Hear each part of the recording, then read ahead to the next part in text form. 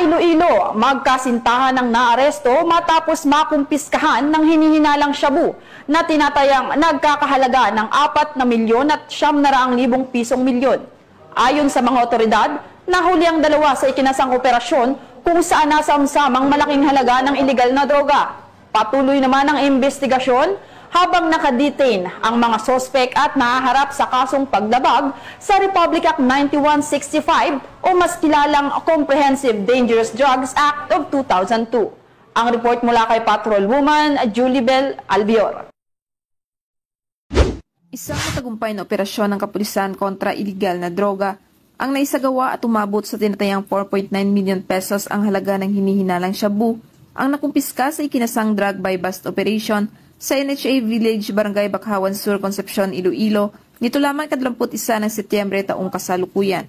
Kinilala ang pangunahing subject ng operasyon na si Alias Budoy, 43 taong gulang, residente ng Barangay Bulaqueña, Estancia, Iloilo, isang high-value individual at ang nobya nito na si Alias K, 25 taong gulang, walang trabaho, residente ng Barangay Salvacion, Concepcion, Iloilo, at isang street-level individual. Nahuli rin ang pamangkin ni K na menor de edad na si Alias Nico, residente ng Barangay Salvacion, Concepcion, Iloilo.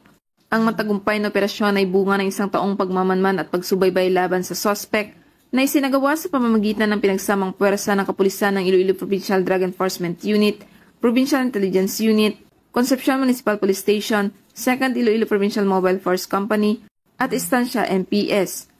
Ayon kay Police Lieutenant Gabriel Manguera, Deputy Chief ng Iloilo Provincial Drug Enforcement Unit, nakuha sa mga suspect ang isang heat seal sachet at 6 na nut tight packs ng suspected shabu na may timbang na humigit kumulang 730 gramo, 2 motorsiklo at iba pang non-drug items.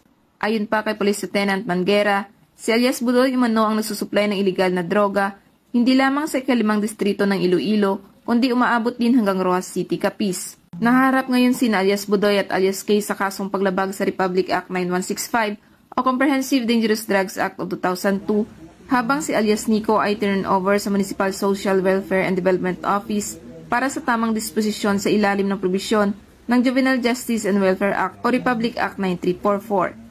Ang matagumpay na operasyon na ito ay patunay ng walang humpay ng kampanya ng pamahalaan ng kapulisan laban sa iligal na droga upang mapanatili ang maayos at ligtas na bagong Pilipinas. Mula dito sa Western Visayas, ako ang inyong Police News Network correspondent, Patrolwoman Julibel Albior, alagad ng batas tagataguyod ng Balitang Pulis.